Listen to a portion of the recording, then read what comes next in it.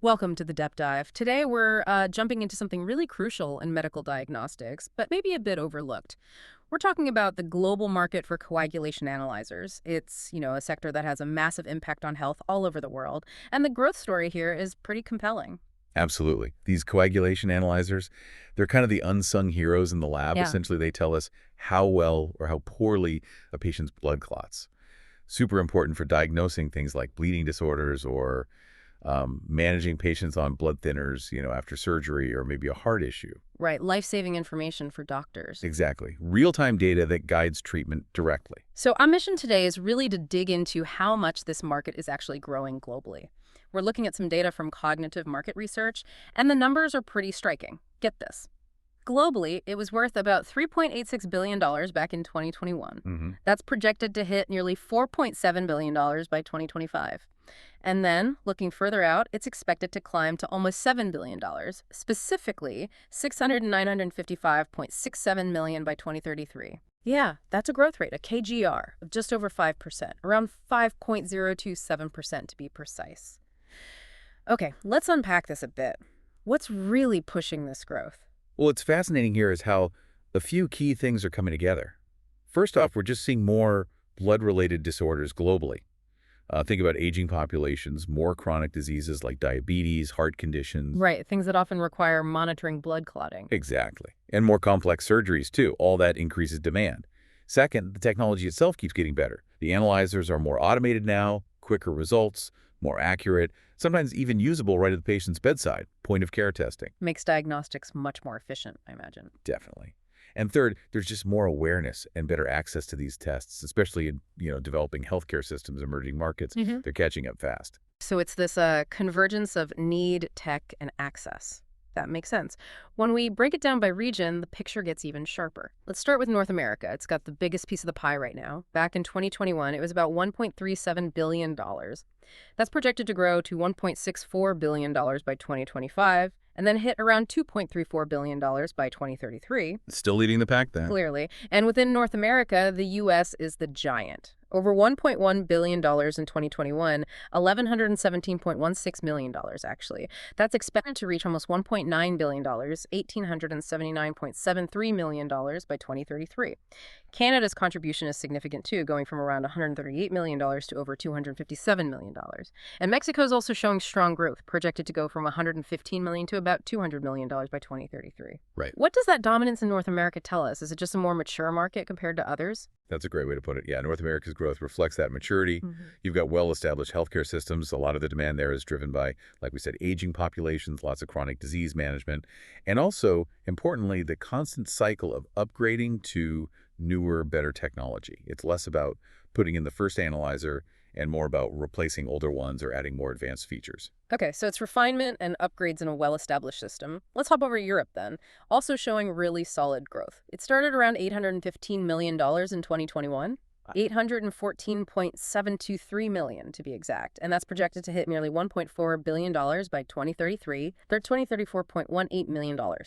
Still very strong growth. Europe is diverse, though. Yeah. Any specific country is really standing out there. Yeah, it's quite interesting when you drill down. Germany is a major player. It went from about $171 million in 2021 and is expected to reach over $311 million by 2033. That's $207 million in 2025 first. Significant jump. Definitely. The UK is also strong, projected to go from $136 million up to nearly $240 million by 2033. That's $163.5 million in 2025. France follows a similar path, $117 million growing to $188 million.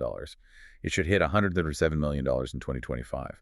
Italy, $78 million to $127 million, expected to be $91.75 million in 2025. Russia shows steady growth, too, from $41.5 million to nearly $59 million by 2033, and $46.5 million in 2025. Okay. And then by 2033, you've got other key contributors like Spain, projected over $115 million, and Luxembourg around $16 million, and the rest of Europe category is another $143 million. So widespread growth across the board in Europe, it really shows that investment in diagnostics is pretty consistent there. Exactly. A commitment to advanced healthcare tech. Okay, now, Here's where it gets really interesting, as you mentioned earlier with emerging markets. Asia Pacific. This region is set to be the fastest growing market globally. It's projected to leap from just over $1.1 billion in 2021, $1,108.18 million to a massive $2.18 billion by 2033. Yeah, that's a huge jump. It really is. And China is just, wow, leading Wild. that charge. Set to go from around $331 million in 2021 to over $667 million by 2033. It essentially doubles, with $417.8 million in 2025. Doubling, yeah. Incredible pace. Japan's also seeing major growth, forecast to move from $191 million to over $352 million by 2033. And then there's India. You mentioned it, leading CAGR globally over 6.7%, 6.715%, growing from $147 million to over $321 million.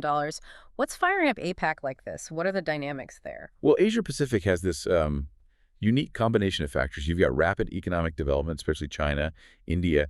That leads to huge investments in healthcare infrastructure, building hospitals, clinics, labs. Plus, you have growing access to healthcare, both public and private. People are more health aware. A rising middle class wanting better care. So more people getting tests, needing the equipment. Exactly. It means a massive increase in the volume of testing. And often they're installing this equipment for the first time, not just upgrading like in North America or parts of Europe.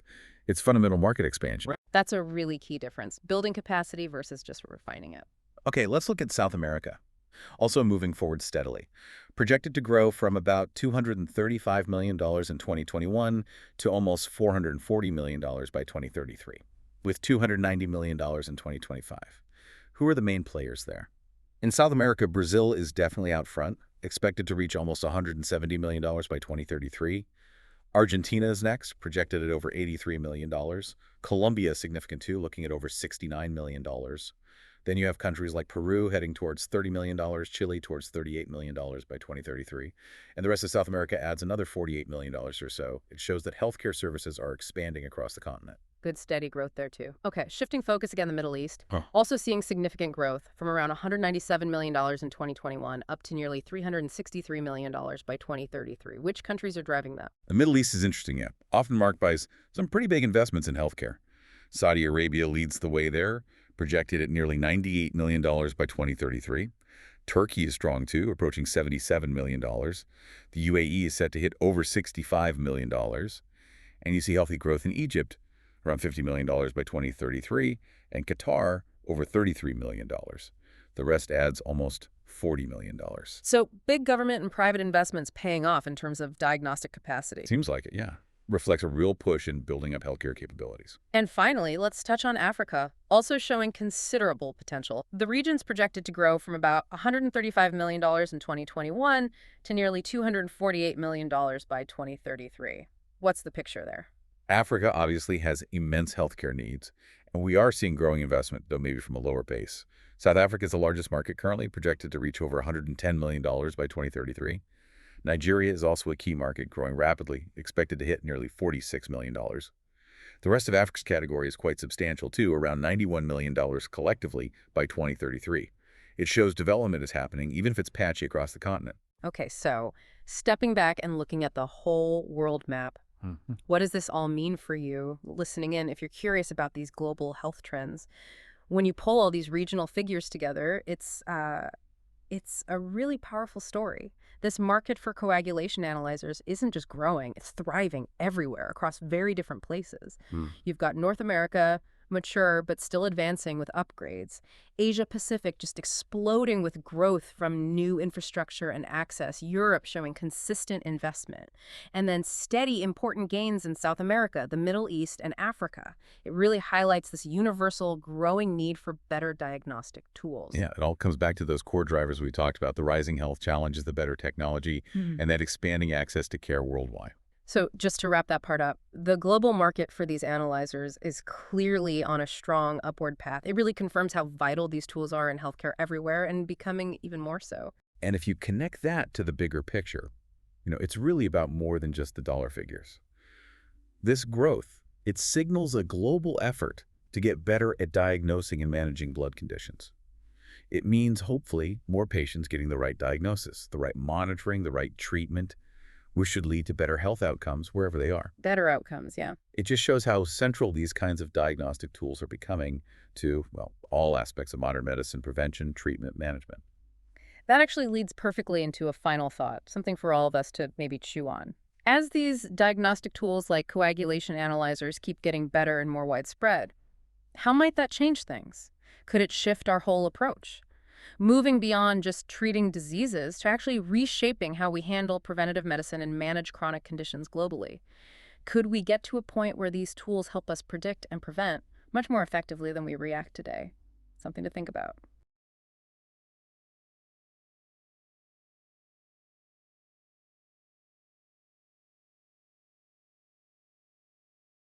Welcome to the Deep Dive.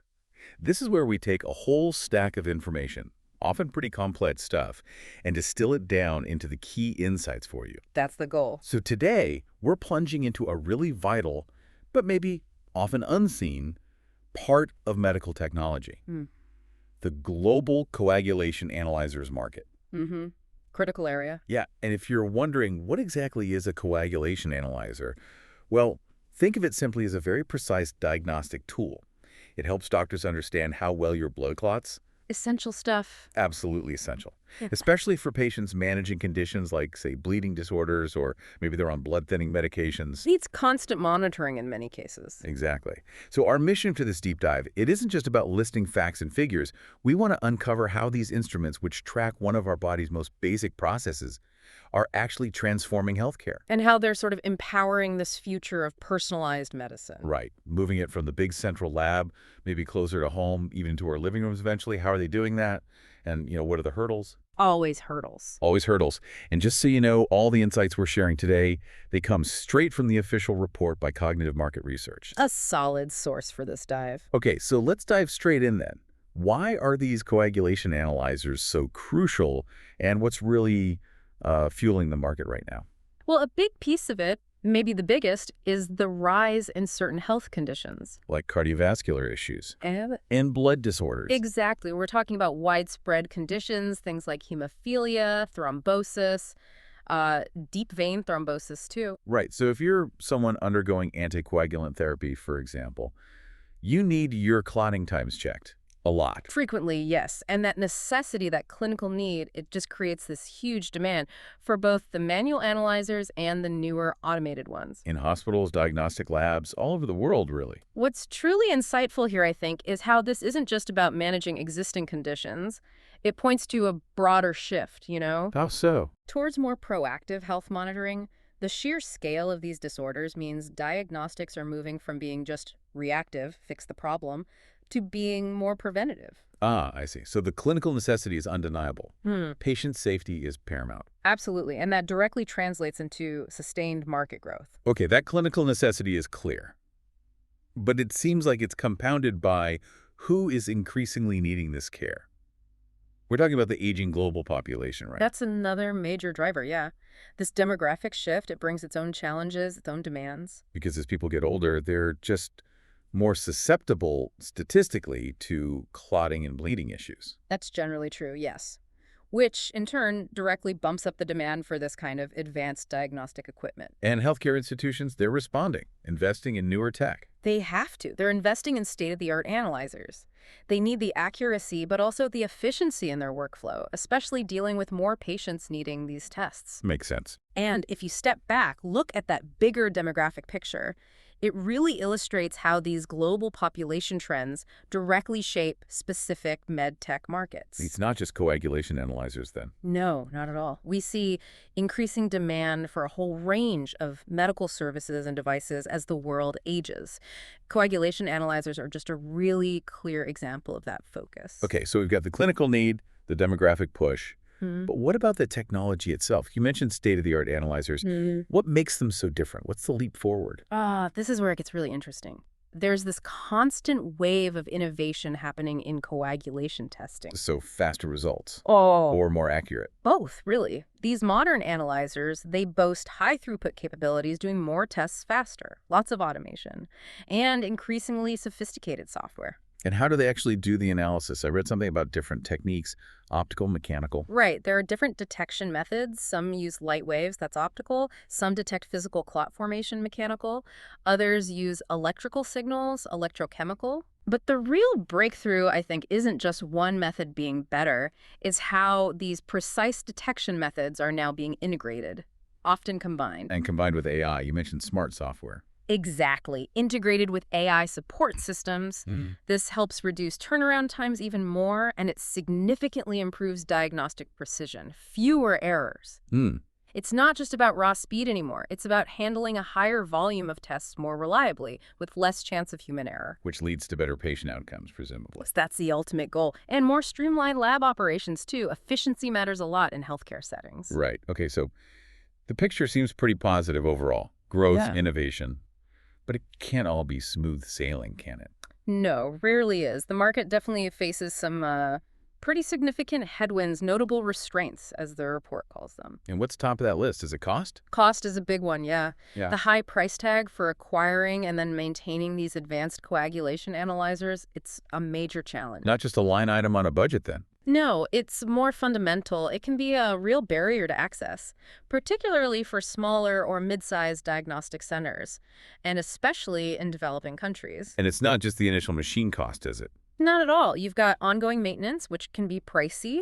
The reagents, the chemicals needed for the tests, they add up significantly. Ah, the consumables. Exactly. And then you need the skilled people to actually run the machines and interpret the results. That's another cost. Which ties into another challenge, doesn't it? The talent gap. It does, yes. Oh. The report highlights a shortage of trained laboratory technicians.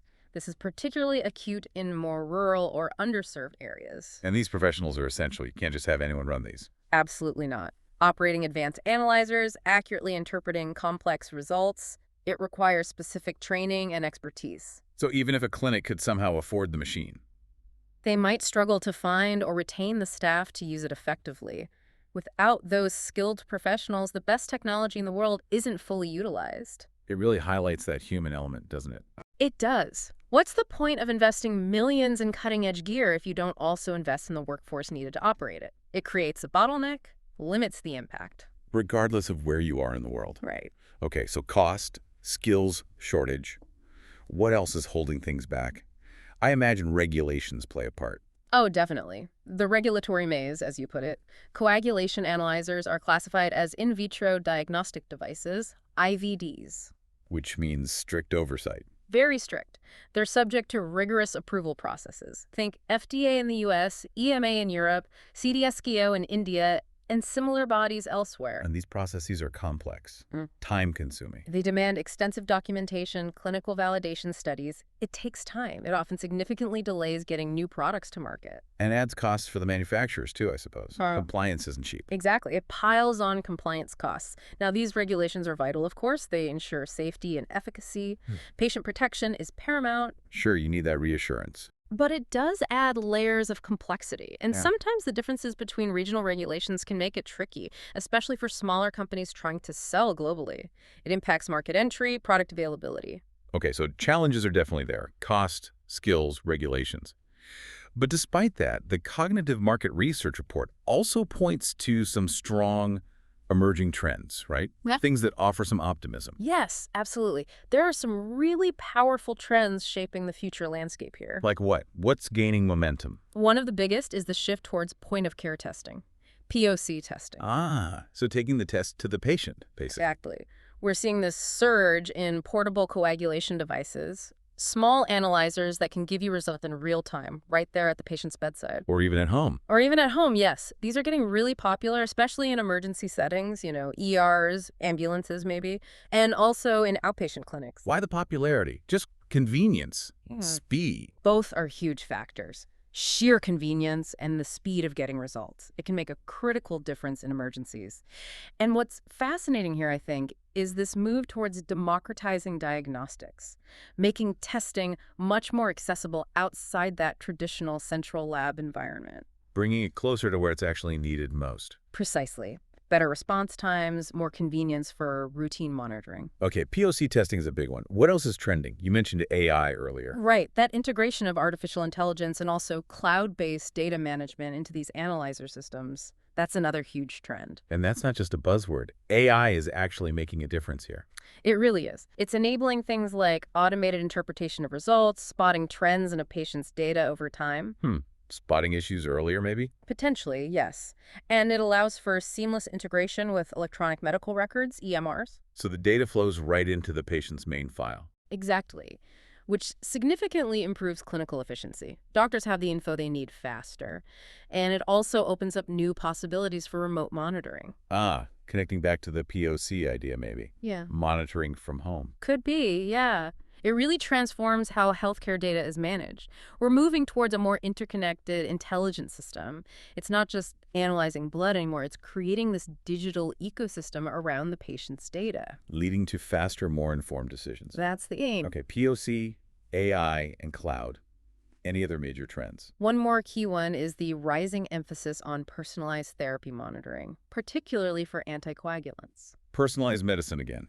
Tailoring treatment to the individual. Precisely. We're seeing wider adoption of newer drugs, the novel oral anticoagulants or NOACs, and treatment plans are becoming much more customized. So you need analyzers that can keep up with that. You do. You need advanced analyzers that can provide really precise, real-time data that allows doctors to adjust medication dosages accurately for that specific patient. Fine-tuning the treatment. Exactly. These analyzers are becoming absolutely essential tools in personalized medicine, moving away from a one-size-fits-all approach. Based on the patient's unique response. Yes.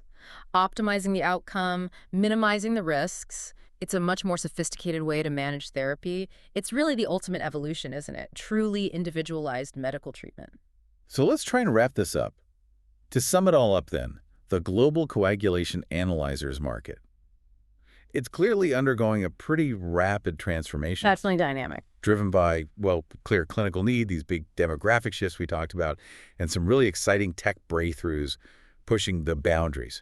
Now, challenges like cost, the skills gap, the regulatory hurdles, they're still very real. They haven't gone away. Persistent issues, for sure. But the industry's future, overall, it looks incredibly promising. All right. Especially with this rise of personalized care and the way digital health is integrating everything, bringing diagnostics literally closer to you. It really is. And maybe a final thought to leave people with. Consider how these devices, these sophisticated analyzers, they were once hidden away in specialized labs, right? Now they're increasingly moving out into clinics, maybe even our homes someday soon, and they're quietly reshaping not just how we deliver medical treatment, But something more fundamental. yeah, our very understanding of how these complex, intricate systems inside our own bodies are managed, monitored, and ultimately kept healthy. It's quite profound when you think about it. That is a fascinating thought. Okay, thanks for joining us for this deep dive into the world of coagulation analyzers. We really hope you've gained some valuable insights into this vital and clearly evolving corner of medtech. Hope it was useful. Stay informed, everyone, and stay healthy.